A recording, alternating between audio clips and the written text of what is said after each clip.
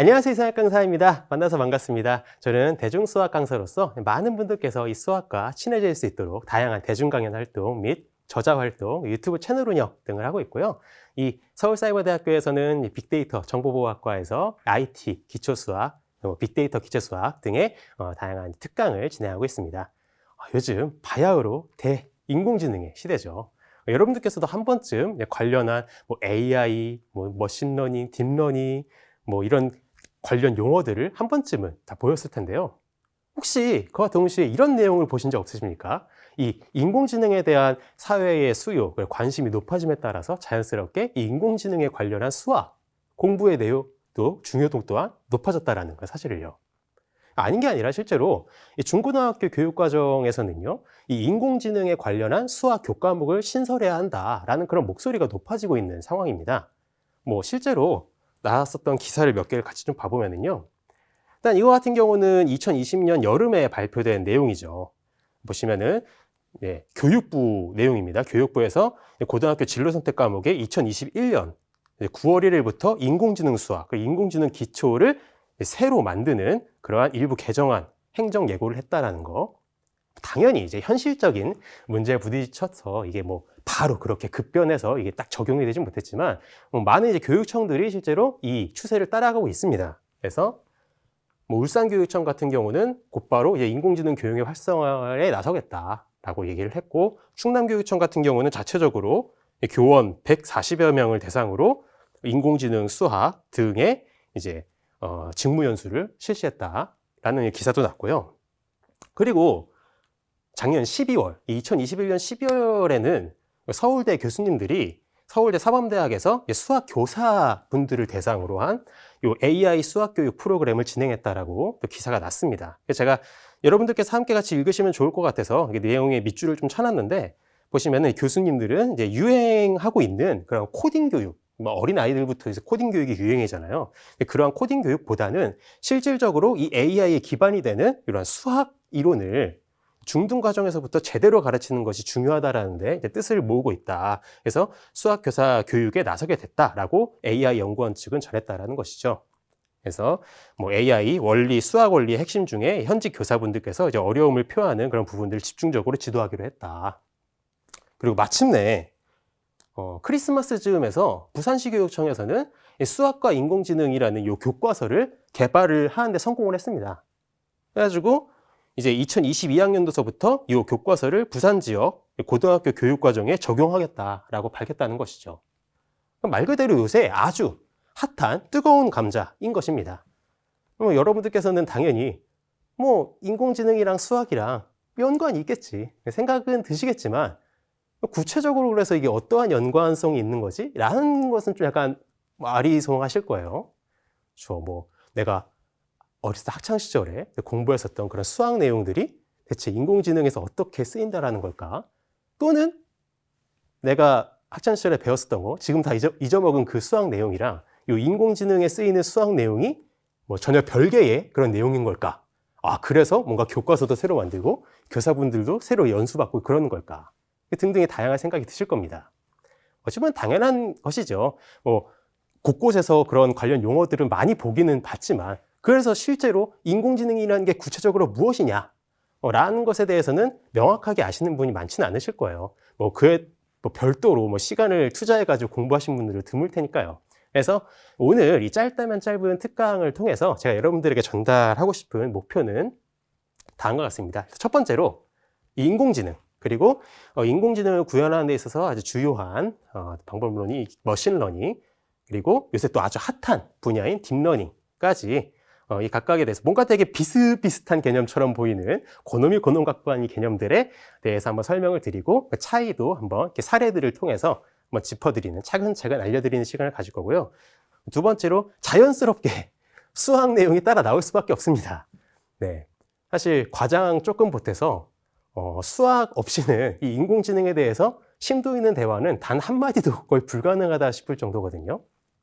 그래서 여러분들께서는 내용을 이제 들으시면서 맞아, 그래, 저런 거 내가 학창시절에 공부했었어, 혹은 저런 거 나 들어본 적 없었던 것 같은데 라는 내용도 있으실 거고, 이제 그런 내용들은 어떻게 된 거겠습니다. 실제로 교과서에 이제 또 실리는 그러한 내용들이겠죠. 그래서 이제 본격적으로 한번 시작을 해볼 텐데, 우선 간단하게 이 인공지능이라는 게 그래서 대체 무엇인지 그걸 좀 짧게 한 문장으로 딱 한번 짚고 넘어가 보도록 할게요. 인공지능이라는 것은 쉽게 말을 해서 사람이 수행하는 이 지능적인 작업을 자동화하기 위한 그러한 연구 활동 및 그 기술을 말합니다.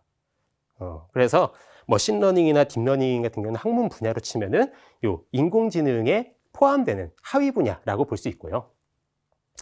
약간 이 말이 무슨 말이냐라는 것을 이제부터 사례로서 한번 같이 재밌게 탐구해 보도록 하죠. 이러한 문제 상황을 제가 한번 가정해 보도록 하겠습니다. 여러분들께서 어떤 가게를 운영하시는 거예요. 그래서 손님 4분이 찾아왔습니다. 그래서 이제 손님 4명이 여러분 가게에 있는 제품 5개에 대한 선호도, 이제 구매량을 다음과 같이 표로 기록했다고 해보는 거죠. 보시면은 손님 1 같은 경우는 소고기 제품을 5개, 치킨 제품을 4개, 우유 제품을 3개를 샀어요. 상당히 좀 육식을 즐기시는 그런 손님이신 것 같네요. 그렇죠? 손님 2 같은 경우는 소고기 제품 하나, 치즈 제품을 5개를 구매하셨어요. 이분은 상당히 치즈홀릭 하시는 분 같죠? 손님 3 같은 경우는 치즈 제품 4개, 콩 제품 5개. 왠지 건강을 좀 상당히 챙기실 것 같은 손님이시고, 손님 4 같은 경우는 소고기 제품 하나, 치킨 제품 하나, 치즈 제품, 이분도 치즈를 4개나 구매하셨네요. 그럼 뭔가 딱 여기다 보면은 치즈홀릭 하신 그 약간 성향이 손님 2랑 뭔가 좀 비슷하다라는 느낌도 막 들고 그러죠. 밑에 제가 써놨지만 이 표를 우리가 보면은 사실은 직감적으로 이 손님 2랑 손님 4가 성향이 뭔가 유사하다라는 것이 느껴지잖아요. 그렇죠? 그럼 가게 주인인 여러분들 같은 경우는 이제 가게의 매출을 증진시키기 위해서 이렇게 행동을 해볼 수 있지 않겠습니까? 손님 4랑 손님 2가 좀 비슷한 성향인 것 같은데, 손님 4는 치킨을 지금 제품을 구매했잖아요. 근데 손님 2는 아직 치킨을 구매하지 않았다라는 거죠. 그럼 손님 2가 계산을 하다 왔었을 때 여러분이 손님, 제 가게에서 치킨은 요새 할인 중인데 혹시 구매하실 의향 없으십니까? 추천을 해보는 거죠. 손님 2가 맞다, 치킨 사려고 했는데. 그래서 이제 감사합니다 해가지고 재빨리 하나 집어올 수도 있는 거지 않습니까? 그렇죠. 그게 이제 사실은 되게 이러한 일련의 과정이 인간의 지능적인 활동이라는 겁니다. 그럼 이 지능적인 활동은, 그렇죠? 이 직감에 의해서 내가 이제 판단을 내리면서 이런 추천 그런 시스템을 알고리즘화 해볼 수 있지 않을까? 그래서 그 알고리즘이 구현이 되면 그게 바로 훌륭한 인공지능의 하나의 사례가 되는 것이죠. 실제로 해볼 거예요. 네, 전혀 어렵지 않게 재밌게 한번 해볼 건데, 일단은 이거를 처리하기 위해서는요, 사실 우리한테 주어진 자료는 이거밖에 없거든요. 요 표.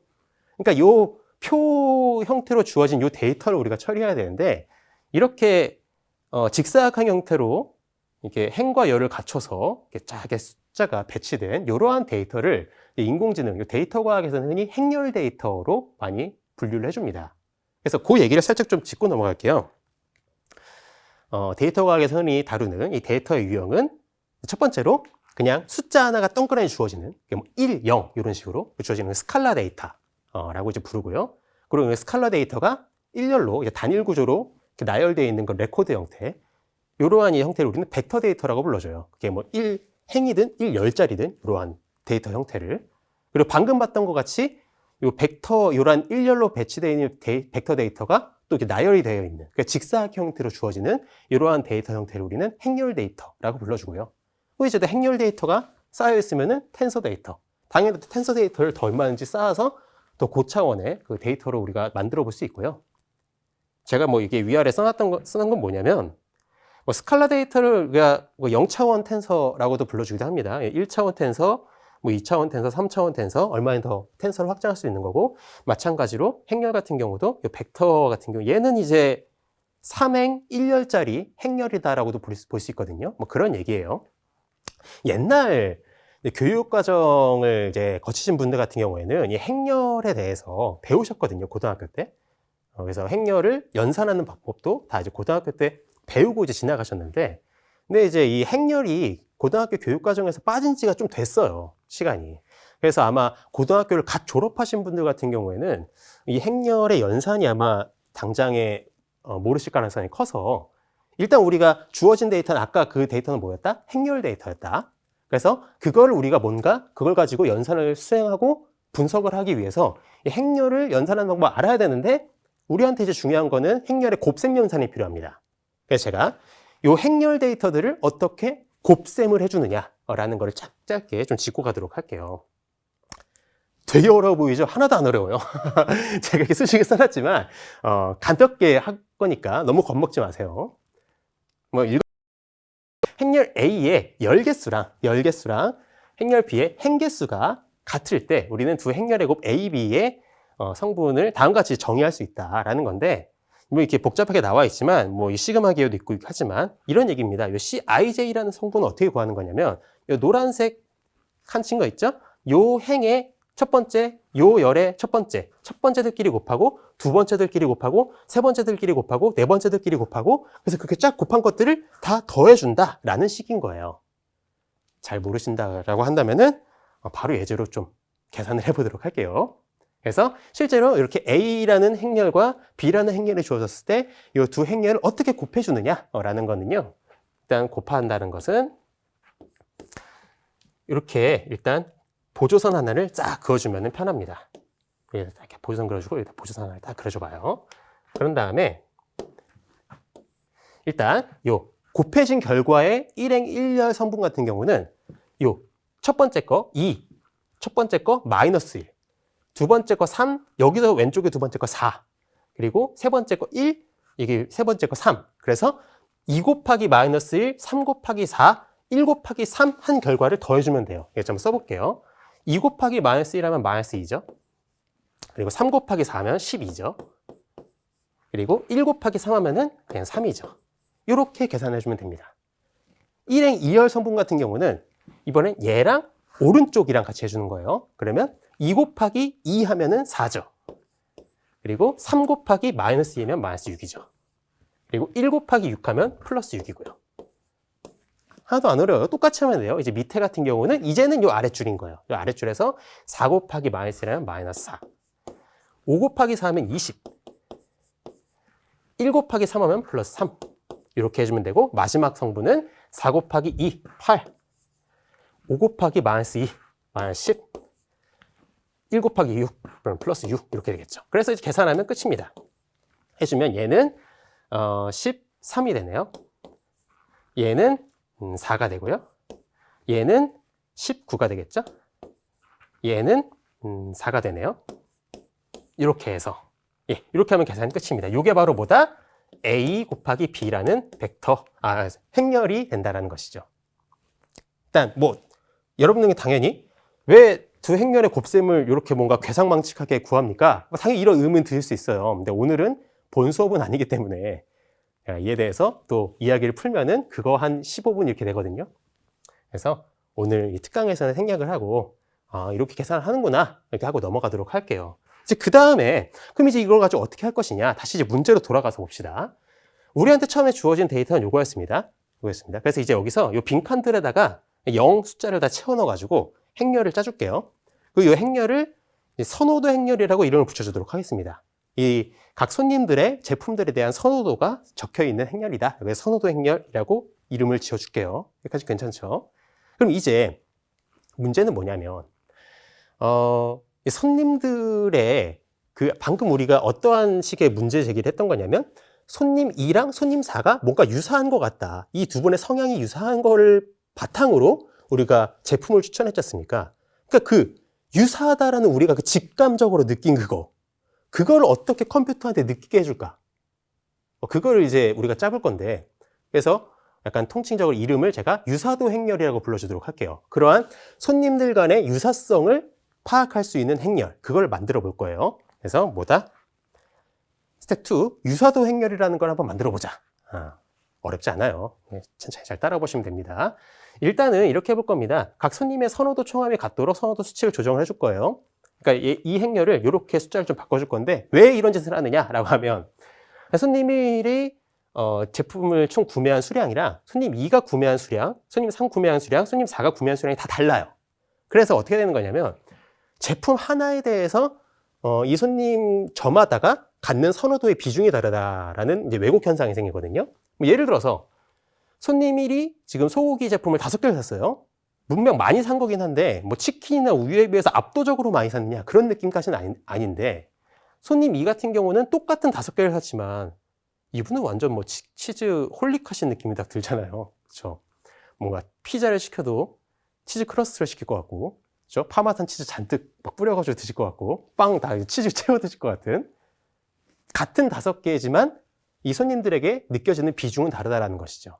그래서 숫자를 조정을 해서 다 그 합산을 맞춰줘서 동일한 숫자가 동일한 비중이 우리가 부여가 될 수 있도록 조정해 주겠다. 그러면 손님 1 같은 경우는 제품을 지금 총 12개를 구매했죠. 손님 2는 6개, 손님 3은 9개, 6개를 또 구매했으니까 6이랑 9랑 12의 최소 구매수 36으로 맞춰주면 좋겠죠. 그래서 이렇게 조정을 해준 거예요. 그러면 손님 1 같은 경우는 원래 수량보다 곱하기 3배를 한 거죠. 곱하기 3배를 해서 15, 12, 9가 됐고, 손님 2는 곱하기 6배가 돼서 6, 30. 이렇게 이제 다 조정이 되고 나니까, 아, 손님 2한테 치즈는 30개의 가치였구나. 이런 게 딱 이제 조정이 됐다라는 것이죠. 그래서 이제 어떻게 할 거냐. 요거를 바탕으로 이제, 컴퓨터한테 이 손님들이 어느 정도 유사한지를 알려주기 위한 그 유사도 그 식을 짜줄 건데요. 이러한 이제 산식을 통해서 구할 겁니다. 근데 이 산식은 사실 제가 그냥 이리적으로 이렇게 세팅을 한 거예요. 이걸 뭐 현실에서 이렇게 한다라는 그 현실성을 제가 말씀드리는 건 아니고 그냥 제가 이리적으로 그냥 쉽게 계산하기 위해서 이렇게 짠 겁니다.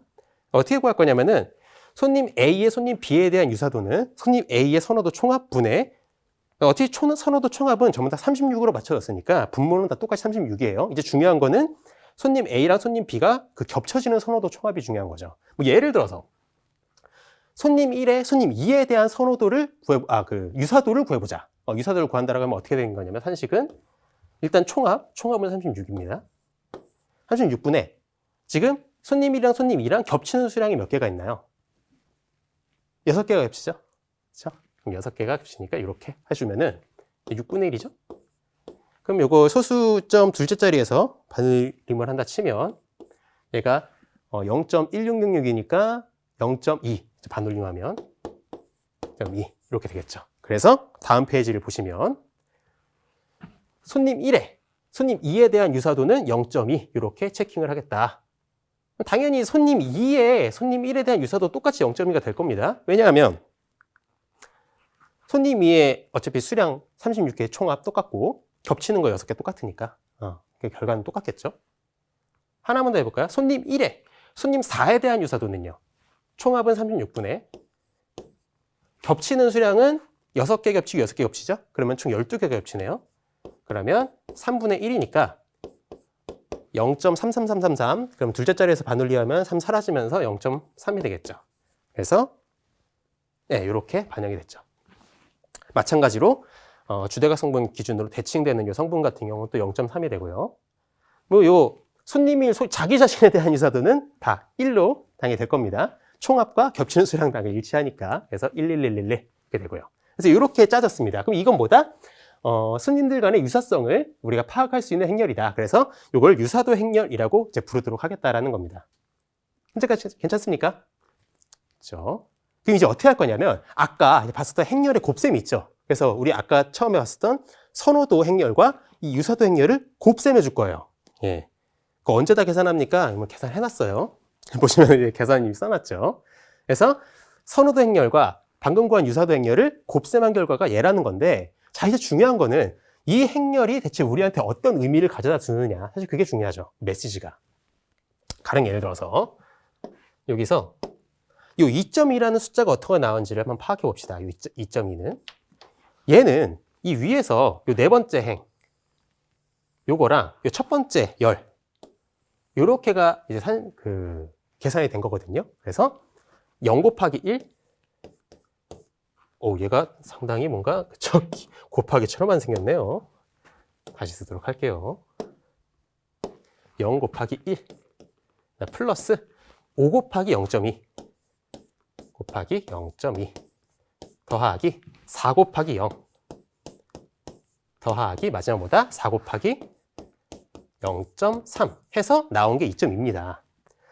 분석해 봅시다. 이 앞에 있는 이 5라는 거는 예를 들어 요거 같은 경우를 보면은 이 5는 얘가 뭐죠? 얘가 가리키는 게 얘는 손님 2의 치즈 제품에 대한 선호도인 것이죠. 손님 2가 치즈 제품을 5개를 샀다. 그게 얘거든요. 얘는 손님 2가 치즈 제품을 5개를 샀다. 얘는 뭐죠, 얘는? 얘는 뭐냐면 손님 2에 손님 1에 대한 유사도거든요. 손님 2는 손님 1과 0.2만큼 유사하다라는 거죠. 그러면 이게 지금 뭔 얘기입니까? 자, 손님 2로 빙의해 봅시다. 손님 2예요. 손님 2 입장에서는 나는 치즈 제품을 5개를 샀어요. 그런데 저기 있는 손님 1은 나랑 0.2만큼 유사한 사람인 거예요. 5분의 1만큼 나랑 같은 사람이에요. 그러면 내가 이 치즈 제품을 5개를 살 동안 나랑 5분의 1만큼 비슷한 이 사람은 치즈 제품 몇 개 정도 살 걸로 기대가 되나요? 1개 정도 살 거라고 뭔가 기대가 되지 않습니까? 그렇죠? 5개 샀는데 5분의 1만큼 비슷한 저 사람은 그럼 1개쯤 샀겠지. 그건 거예요. 계산하면은. 괜찮죠? 뭐 그렇게 뭐 직관적으로 어렵지 않죠? 얘는 뭐예요? 얘는 이 4라는 거는 손님 3이 치즈를 구매한 수량인 것이죠. 그리고 이 0이라는 거는 손님 3에 손님 1에 대한 유사도인 거예요. 그러니까 손님 3은 4개를 샀는데 손님 3이랑 손님 1은 전혀 연관이 없는 사람이에요. 완전 딴판이에요. 그러니까 뭐 내가 4개를 사든 말든 아무런 영향이 없다는 거죠. 그렇죠? 괜찮습니까? 그래서 뭐 요거는 자기 자신에 대한 얘기니까 제 의미가 없고 이렇게 해서 합산한 요 2.2라는 건 그럼 무슨 의미겠습니까? 얘는 선호도, 손님들 간의 선호도를 반영해서 최종적으로 손님 1이 치즈 제품을 몇 개 정도 살 걸로 기대가 되느냐 라는 것을 제시해주는 수치인 것이죠.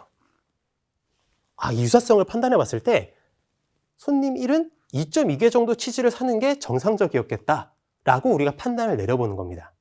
그렇잖아요? 그래서 이 행렬을 우리가 어떻게 봐야 할 수 있겠냐, 뭐 이렇게 요약해 볼 수 있겠죠. 손님들 간의 유사도를 반영해서 조정한 선호도 행렬, 그런 식으로 이름을 붙여줄 수가 있겠죠. 그래서 이제 마지막 단계입니다. 마지막 단계예요. 이게 어떻게 할 거냐면 그 추천을 한 임계값을 설정을 해줄 겁니다. 그리고 결과를 정리할 건데, 저는 이것도 이제 임계값을 그냥 제가 이리적으로 그냥 1이라고 세팅을 했어요. 그래서 임계값을 1로 설정을 하고 이미 구매한 제품은 추천대상에 제외하자. 1로 제가 설정했다는 건 뭐냐면 이런 얘기예요. 만약에 여기 이 성분에서 1보다 큰 숫자가 있다는 건 뭔 얘기냐면, 방금 같이 2.2 같은 건 뭐냐면 1보다 크다라는 것은 바꿔 말해서 이 손님은 정상적이라면, 그 유사도에 의거한 판단이라면 1개보다는 많은 수량의 제품을 구매했을 거다라고 우리가 기대해 볼 수 있다는 것이죠. 1보다 작으면 그러면 뭐 1개보다 안 샀을 것이다 라고 생각을 한다는 거죠. 그래서 만약에 이 임계값인 1을 넘어가는 수량이 있다라고 하면 그것은 추천 목록에 들어간다 라고 이제 판단하겠다는 거예요. 맞습니까? 그래서 보시면은 지금 요 2.2 같은 경우는 빨간불이 들어왔죠. 이건 추천 목록인 거예요. 추천 목록. 그래서 손님 1한테는 이런 거죠. 손님 1한테 손님 1 딱 이제 구매하려고 딱 카운터에 왔어요. 소고기, 치킨, 우유 제품들을 이렇게 잔뜩 내밀었어요. 그럼 이제 여러분들 가게 카운터에 있다가 손님, 저희 가게 요새 치즈 할인 중인데 혹시 구매할 생각 없어요? 하면 깜빡했다. 맞아, 치즈 사려고 했는데 한 2.2개 정도 구매하려고 했었는데 감사합니다 하면서 재빨리 가서 이 치즈를 2.2개를 들고 오신다는 것이죠. 그렇게 우리가 생각해 볼 수 있겠다. 아까 이제 우리가 맨 처음에 생각해 봤었던 손님 2의 치킨의 기대 수량 같은 게 지금 여기도 빨간불이 들어왔죠. 그렇죠? 그러니까 뭐다? 손님 2한테도 치킨을 당연히 권유를 할 것인데 추가적으로 콩에도 빨간불이 들어왔네요. 그러니까 우리는 콩도 추천해 볼 수 있겠다. 손님 2한테는 치킨과 콩을 추천하겠다. 손님 3한테는 딱히 추천할 게 없죠. 그렇죠? 손님 4한테는 또 콩을 추천해 볼 수가 있겠구나. 그래서 이제 뭐다? 우리는 그냥 빨간불 딱, 추천적으로 컴퓨터가 다 계산해서 빨간불 탁탁 들어오면 그에 맞춰서 이제 예를 들어 키오스크를 우리가 쓴다라고 치면은 키오스크에서 하면 손님, 요새 가게에서 치즈가 할인 중입니다. 이게 음성 메시지 나오고 이제 알아서 자동화돼 가지고 이제 끝나는 것이죠. 뭐다? 우리 사람의 이 지능적인 활동을 이제 컴퓨터가 대신해서 수행한 것이죠. 그렇게 되면은 그게 이제 인공지능의 훌륭한 예시가 되는 거고요. 괜찮습니까? 이게 인공지능이에요. 인공지능의 예시인 거죠. 괜찮습니까? 자, 그러면 이제 우리가 이러한 생각도 한번 해볼 수 있지 않을까. 사실 여기까지 오면서 약간은 좀 자기적인 느낌이 드는 부분들이 있었을 거예요. 뭐 예를 들어서 앞에서 제가 이제 유사도 행렬을 이제 구하는 산식이라든지 저 유사도 행렬의 그 이제 수치들을 이제 만들어 나가는 그런 거. 그래서 제가 그냥 임의적으로 그냥 구성한 식인 거거든요. 여기 추천의 임계값도 왜 1로 합니까? 그렇죠? 뭐 다른 숫자로 할 수 있을 텐데. 이것도 그냥 제가 그냥 판단한 1로 한 거거든요.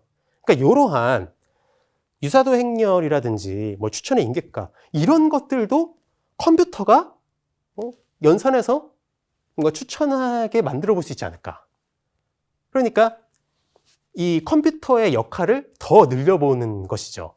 그러니까 이 인공지능의 그 원래 그 취지에 더 이제 부합되는 조금 더 인공지능다운 인공지능이 되어가는 길인 것이죠. 이렇게 되면은. 그래서 이제 등장하는 개념이 바로 머신러닝인 겁니다. 머신러닝.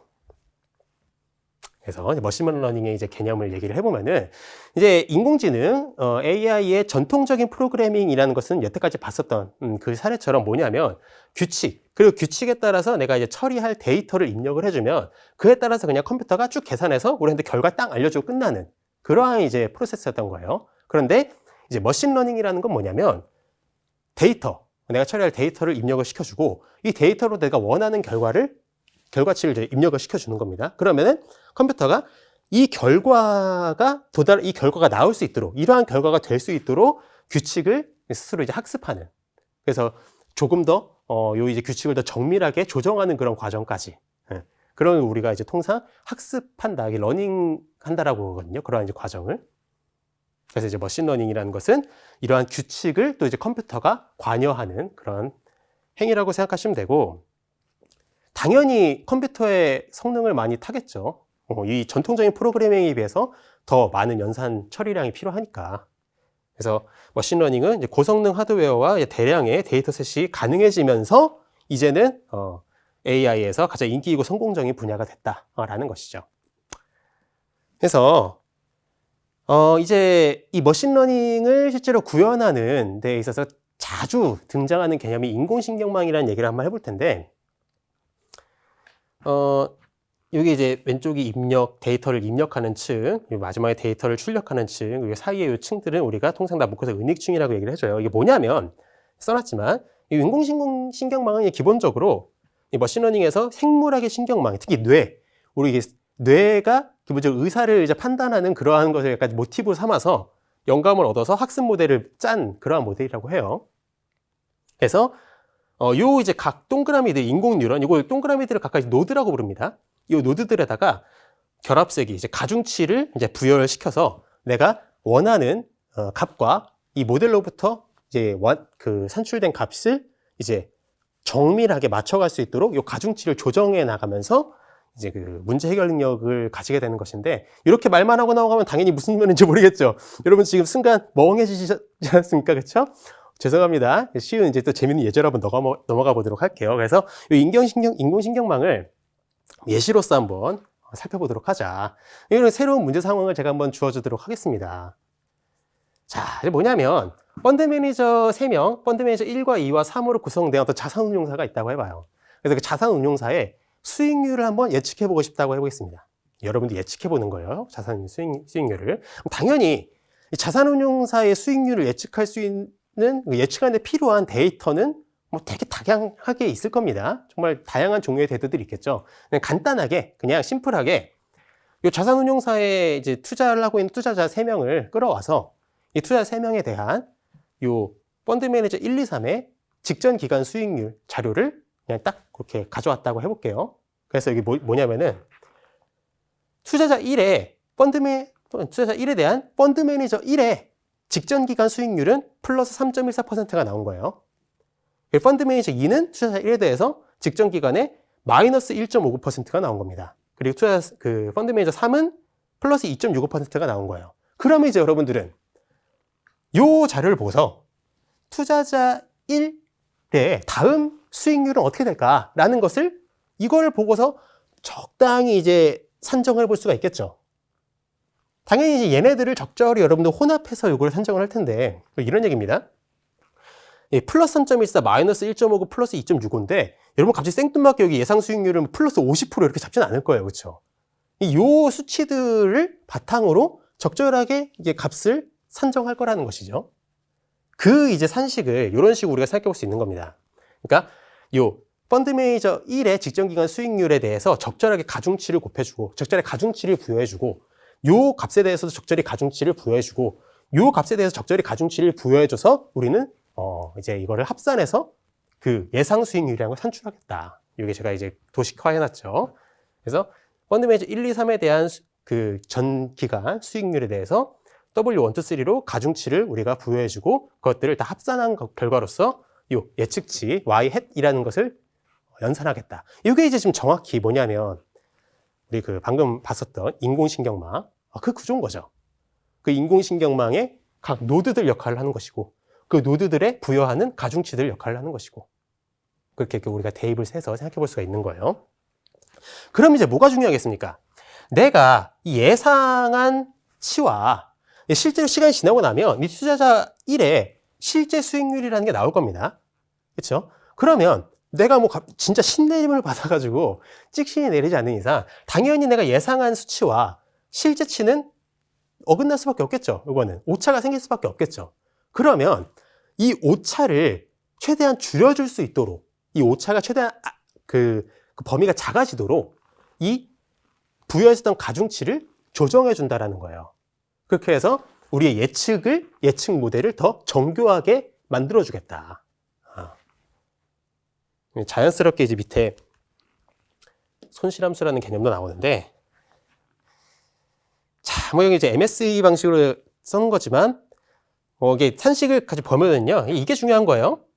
여기 y 햇이라는 건 요건 예측치, 요거는 실제치. 그래서 예측치와 실제치를 지금 뺐죠. 그래서 제곱했다라는 것은 이제 오차의 제곱인 건데, 뭐 절대값을 구할 수 있고 다양하게 할 수 있어요. 여러분들이 주목해야 될 건 뭐냐면, 어쨌든 오차. 내가 예측한 수치와 실제치를, 이게 지금 투자자 3명이니까 3명에 대해서 합산하고 나누기 3에서 평균 구한 거거든요. 그래서 이 투자자들에 대한 예측치와 실제치의 그 오차를 합산을 한 그 값을 우리가 대충 손실함수라고 이제 불러주는 겁니다. 손실함수라고. 그럼 이제 어떻게 되겠습니까? 이 손실함수가 값이 최소가 되도록, 그 말은 곧 오차가 예측한 것과 실제치의 그 오차가 최소가 된다는 것이죠. 그 말은 곧 내 예측이 더 정교하게 맞아떨어진다라는 것이죠. 이 모델로서 나온 그 예측값이. 그렇게 되도록 하는 가중치를 최종적으로 구하는 게 목표인 겁니다. 어려운 내용이었어요. 진짜 어려운 내용 했는데 잘 따라오셨다면 박수를 일단 좀 드리고 싶고, 훌륭하신 겁니다. 그래서 가중치를 구하는 게 이제 목표인 겁니다. 만약에 좀 이해 안 되신 부분들이 있었으면은 조금 이렇게 돌려보시면 더 좋을 것 같아요. 뭐다? 우리 지금 이제 목적은 이 가중치를 찾아주는 거죠. 이 손실함수가 최소가 되게 하는. 그러면 자연스럽게 이제 우리는 이러한 의문이 들 수밖에 없죠. 어떻게 할 거야? 어떻게? 어떻게 할 거냐? 그렇죠? 여기서부터는 또 아주 엄청난 수학의 영역입니다. 수학의 영역. 사실은 여기까지 오면서도, 그렇죠? 막 여기까지 오면서도 다 수학이었죠. 기본적으로 시그마 기어도 보이고, 여기서 다 수학인데 이 이후로 또 엄청난 수학이에요. 그러니까 제가 아까 말씀드렸죠. 과장 조금 보태서 수학 없이도 인공지능은 단 한 문장도 제대로 말할 수가 없다. 그래도 제가 이렇게 하고 그냥 넘어가면 아쉬울 수도 있으니까 아주 간단하게 어떻게 그럼 이러한 가중치를 구해내느냐, 아주 기본적인 개념 하나를 좀 말씀드리고 넘어가도록 할게요. 뭐냐면 경사강법이라는 방법이 있습니다. 아주 기본적인 방법 중에 하나인데, 임의로 택한 점에서의 이제 기울기 방향 기준으로 점유치를 조정해서 손실함수의 최소점을 추적을 한다. 밑에 보시면 이 파란 선 보이시나요? 파란색 곡선. 이 파란색 곡선이 손실함수의 그래프라고 생각을 하시는 거예요. 그러면 우리가 원하는 건 뭐다? 이 손실함수가 가장 작아지게 하도록, 즉 이 그래프에서 지금 최소점, 가장 밑에 점이 되는 게 우리의 목표인 거예요. 여기가 이제 목표점. 여기를 우리가 알고 싶은 겁니다. 그래서 당연히 우리가 뭐 찍신이 내리지 않는 한, 신내림 받지 않는 한, 한 번에 여기를 예측하는 거는 거의 불가능하다. 그럼 우리가 예측하는 것이 뭐 이러한 데 찍혔다고 해보는 거예요. 얘는 아무 데나. 그래서 이거 first 이런 데 찍혔어요. 그러면 이제 어떻게 하냐면 이 포인트에 대해서 기울기를 구해봅니다. 그래서 이 포인트에 대해서 우리는 이 점의 접선의 기울기를 보면은, 얘 같은 경우는 지금 기울기가 우상향하고 있죠. 그럼 얘는 증가하고 있는 상황인 거예요. 기울기가 양수인 겁니다. 그래서 기울기가 양수일 때는 어떻게 하겠다? 점의 위치를 음의 방향으로 조정을 해줍니다. 그러면 요 점의 위치가 왼쪽으로 이동을 하면서 이러한 포인트, 세컨드, 이러한 위치로 이제 조정이 된다는 것이죠. 그럼 또다시 이 점에서 이 손실함수에 대한 접선 기울기를 구해봐요. 그럼 여전히 우상향하니까 얘는 양의 방향이네, 기울기 양수네. 이제 우리 어떻게 한다? 점 위치를 또 음의 방향으로 조정을 하겠다. 그래서 점보다 이 목표점으로 나아가게, 찾아가게 하는 것이죠. 만약에 이런 데 점 찍히면, 이 왼쪽 이런 데 점 찍히면 이러한 포인트에서 접선 기울기는 우하향하니까 요거는 기울기가 음수인 거거든요. 그럴 때 어떻게 하겠다? 걔가 음수면은 점의 위치를 양의 방향으로 조정을 해주자. 그래서 마찬가지로 점점 찾아가게 해서 여기를 딱 찾는 것이다. 그래서 기계가 이제 어떻게 한 거예요? 컴퓨터가 열심히 연산을 하는 거예요. 컴퓨터가 열심히 이제 시행착오를 연산을 해가지고 이제 최종적으로 계산 끝났다. 휴먼. 이제 그러면은 요 포인트 딱 찾고 가중치 셋 끝. 그러면 이제 우리 예측 모델은 아주 훌륭하게 나와주는 것이죠. 사람이 이걸 다 계산하는 게 아닙니다. 컴퓨터가 그냥 열심히 계산을 해준 거예요. 이때부터는. 당연히 제가 아까 살짝 말이 나왔지만 여기서 그 기울기를 구하는 작업 자체가 미분이라는 개념이 쓰입니다. 우리가 학창시절에 고등학교 때 배웠었던 그 미분이 아주 열심히 쓰이죠. 물론 그래요. 뭐 선생님이 요 점의 위치를 얼만큼씩 조정하나요? 만약에요 손실함수의 모양이 이렇게 예쁘게 주어지지 않고 막 울퉁불퉁하면 그럼 또 어떻게 되는 건가요? 등등 다양한 이제 또 논의들이 펼쳐지는데 다 그 이슈마다 다 아주 그냥 첨예한 수학 내용들이 쫙 이제 열거가 돼요. 오늘은 여기서 생략하도록 하고 이러한 게 이제 뭐다? 머신러닝 이제 한 예시로서 그냥 본 겁니다. 됐습니까? 자, 이제 여러분 상당히 많이 오셨는데 한 단계 더 나아가 볼게요. 한 단계 더 나아가서 특징량이라는 개념을 한번 좀 얘기해 보고자 합니다. 이게 뭐냐면요. 사실 아까 우리 예시 같은 경우 다시 한번 생각해 봅시다. 자산운용사의 수익률을 내가 예측해 보고 싶었잖아요. 그래서 어떠한 데이터들을 갖고 왔냐면 데이터를 처음에 갖고 온 거는 투자자들에 대한 그 펀드 매니저들의 직전 기간 수익률 자료를 갖고 왔었죠. 그렇죠? 그런데 우리가 이 자산운용사의 수익률을 예측함에 있어서 그 데이터가 정말 그렇게 중요한 데이터였을까요? 사실은 얼마든지 더 중요한 데이터가 있을 수 있거든요. 그냥 예를 들어서 뭐 기준금리 같은 자료가 될 수도 있겠고, 혹은 이 투자하고 있는 그 주요 종목군들에 대한 그 업계 동향이나 산업 동향이나, 그렇죠? 미국 이제 주식 증권 현황이나, 혹은 뭐 요새 같은 시국에는 코로나 뭐 변이 바이러스가 뭐 생겨났느냐 안 생겨났냐 그런 이제 내용이 될 수도 있겠고, 얼마든지 사실 우리가 그 수익률 예측함에 있어서 수집할 수 있는 데이터의 종류는 무궁무진합니다. 그 중에서 아까는 그냥 이리적으로 그냥 간단하게 그냥 그 펀드 매니저들의 직전 기간 수익률만 그냥 갖고 와서 한 건데, 이제 이렇게 우리가 갖고 온 펀드 매니저 1의 수익률, 펀드 매니저 2의 수익률, 펀드 매니저 3의 수익률을 우리가 갖고 왔는데, 이렇게 이제 내가 뽑은 이러한 것들을 우리가 통칭 묶어서 특징량이라고 불러줘요. 특징량. 그러니까 내가 애초에 이 머신러닝이라는 걸 수행함에 있어서 처음에 데이터를 입력하는 단계에서 이미 내가 임의적으로 특징량이라는 거를 추출을 해가지고 이거에 따른 모델을 만든 것이죠. 그렇지 않습니까? 그래서 제가 여기 써놨지만 이런 얘기도 잠깐 치고 갈까요? 이렇게 해서 여기 3.58 플러스 3.58% 플러스 9.79% 마이너스 3.23% 이렇게 이제 하고 나면 요건 이제 무슨 데이터입니까? 이건 벡터 데이터가 되는 것이죠. 아까 벡터 데이터라는 게 뭔지 아까 말씀드렸었죠. 이렇게 스칼라가 일렬로 나열돼 가지고 단일 구조로서 레코드 형태로 주어진 이런 데이터, 이게 벡터고요. 그럼 자연스럽게 벡터 데이터들 어떻게 연산할 것이냐, 다 또 중요한 또 수학 얘기가 나오겠죠. 스킵합시다. 그래서 하여튼간 자, 그럼 이제 특징량을 방금 같은 경우는 우리가 내가 임의적으로 그렇게 이렇게 선택을 해가지고 데이터를 입력을 시켰지만, 이 특징량도 이제는 컴퓨터가 스스로 적절하게 구성을 해서 이러한 연산을 수행하게 할 수는 없을까? 조금은 더 컴퓨터의 역할을 한번 늘려볼 수 없을까라는 생각을 해볼 수 있는 것이죠. 그렇죠? 보다 인공지능의 그 본연의 그 의의에 더 가까워지는 그런 행위인 것이죠. 되게 현실적으로 사실 중요한 내용인 게, 약간 좀 이제 환기해서 얘기하자면, 제가 뭐 이렇게 써놨어요. 고수익이 기대되는 한 투자자의 지금 요 데이터 같은 경우 이게 투자자 몇이었죠, 이게? 3.58, 9.79 투자자 2였네요, 그렇죠? 투자자 2는 플러스 3.58 플러스 9.79 그렇죠? 이 정도면 되게 고수익이 예상이 된다. 아까 우리가 봤었던 투자자 1에 비해서는 그렇죠? 1에 비해서는 고수익이 예상이 된다. 그럼 이제 투자자 2를 고수익군으로 우리가 분류를 하고 투자자 1은 이제 또 상대적으로 저수익 예상군으로 또 분류를 하고 그러면 실제적으로 자산운용사 같은 경우는 뭐 예를 들어 고수익이 예상되는 그런 손님들에 대해서는 뭔가 좀 안전자산 상품을 또 이제 이렇게 권유해 볼 수 있는 것이고 그렇죠?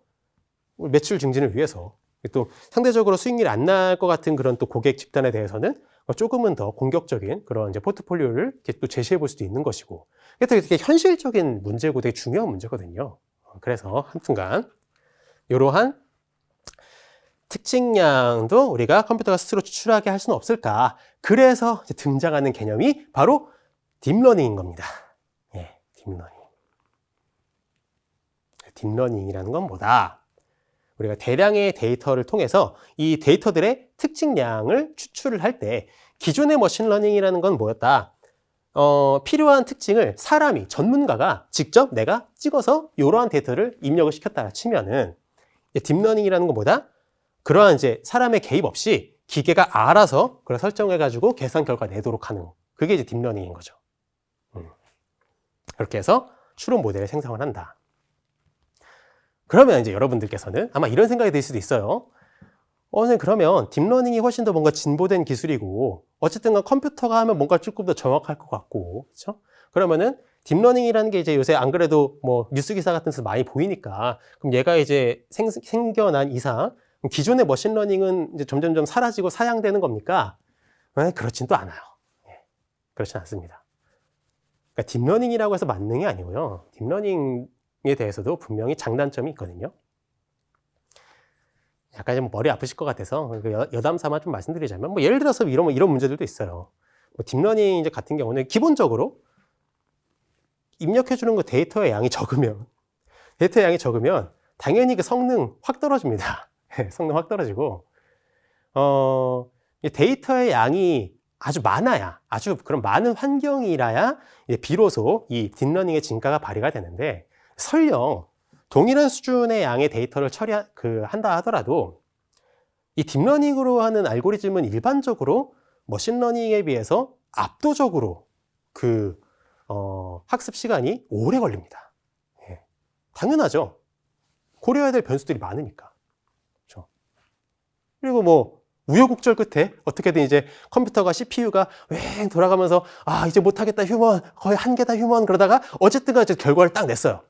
결과를 딱 내고 나면 사실 이 결과를 받고 나서도 기존의 머신러닝 같은 경우는 전문가가 그 특징량이라는 걸 이렇게 설정을 하고 데이터를 입력했기 때문에 뭐 결과가 이제 나오고 나면 이 결과가 어떻게 이제 나온 것인지 그 원인 분석이라든가 혹은 그에 따른 이제 대처가 되게 용이한데 딥러닝은 그냥 결과만 땅 하고 주어지고 이게 대체 왜 이런 결과가 나왔는지를 알기가 되게 어려워요. 왜 컴퓨터가 이러이러한 과정을 통해서 계산이 나왔다라는 것을 이렇게 컴퓨터가 설명해 주지 않으니까요. 그런 문제도 있고요. 과거에는 애초에 그 컴퓨터의 연산 처리 능력 자체가 받쳐지지 못하니까 현실성도 떨어졌었고, 그러니까 이제 애초에 그 필요성에 대해서도 약간 회의적인 그런 분위기였는데, 근데 이제 근래 들어서 이 딥러닝이 되게 뜨고 있는 그 이유라고 하면은 뭐니 해도 이제 가장 꼽을 수 있는 건 빅데이터의 출현이 크죠. 그러니까 실시간적으로 쏟아져 나오는 데이터의 양이 어마어마하니까 사실 그거를 아무리 전문가라 하더라도 아무리 사람이 전문가라 하더라도 그걸 일일이 다 그 데이터들을 파악을 해가지고 분류를 하고 범주를 만들고 불가능하거든요, 거의. 물론 어느 정도 해볼 수 있겠지만. 그래서 일단 빅데이터의 출현. 그리고 이제 당연히 이제 이 기술도 아주 혁신적으로 발달했으니까, 그러니까 이제 좀 컴퓨터 연산 처리 속도도 어느 정도 현실성 있게 받쳐지게 된 것이고. 그래서 이제 뭐 그런 전망이 나오는 거죠. 뭐 시간이 지나면 지날수록 이 딥러닝의 비중이 점차 더 많아질 것이다. 그런 얘기가 나오는 거예요. 일단 그렇습니다. 자, 해서 뭐 이렇게 하면 끝나면은 또 약간 아쉬울 수 있으니까 딥러닝에 대해서 뭔가 그러니까 사례적으로 한 가지 정도 좀 예시를 들고 강의를 마실까 하는데, 대표적으로 군집화, 클러스터링에 대해서 좀 얘기를 한번 해볼게요. 이게 뭐냐면 군집화란 독립변수랑 종속변수의 특별한 구분 없이 주어지는 그 데이터의 집합을 유사한 데이터들의 그룹으로 나누는 비지도학습의 대표적인 기술이다. 말 그대로 비지도학습. 사람이 전문가가 범주들을 그 특징량들을 이렇게 딱 설정해가지고 이렇게 하자 이렇게 교육하는 게 아니라 스스로 하게 하는 거. 그래서 제가 이게 뭐 이제 군집화의 그 방법들 따라서 제가 분류를 이렇게 써놨는데, 그래요. 뭐 이게 깊이 짚은 건 아니니까 뭐 계층적 군집화, 하이어라키컬 클러스터링 같은 경우는 뭐 간단하게 말씀드리면은 이제 기본적으로 계층 군집화라는 거는 처음 그 데이터들을 전부 다 이제 저마다의 군집들로 해가지고 이제 얘네들이 결합해 나가면서, 그러니까 뭐 예를 들면은 가까운 거리에 있는 것들끼리 이제 합쳐준다든지 그런 식으로 해서 이제 군집화하는 그 방법을 말하는 거고요. 분할적 군집화, 이거는 이제 그냥 처음에 내가 그 군집을 원하는 그 군집의 개수를 어느 정도 좀 설정을 해주면 그에 따라서 이제 중심점이라고 번역을 해야 될까요? 중심점들을 뿌려줘요. 그러면 그 중심점들에 따라서 이제 요 군집들이 형성이 되게 되는 그러한 이제 구조인데, 그래서 뭐 여기 제가 적은 거 말고도 사실 되게 많습니다. 그래서 이제 이 분할적 군집화로서 이제 자주 거론이 되는 가장 기본적인 개념 중에 하나인 이 K 평균 군집화에 대해서 일단 말씀드리고 강의를 마칠까 합니다. K 평균 군집화. 사실 그래요. 제가 이렇게 간단하게만 이제 하고 분량상 이렇게 넘어가지만 군집화만을 얘기하려고 해도 되게 수학적으로 할 얘기가 되게 많아요. 기본적으로 통계적인 이론들이 되게 많이 들어가거든요.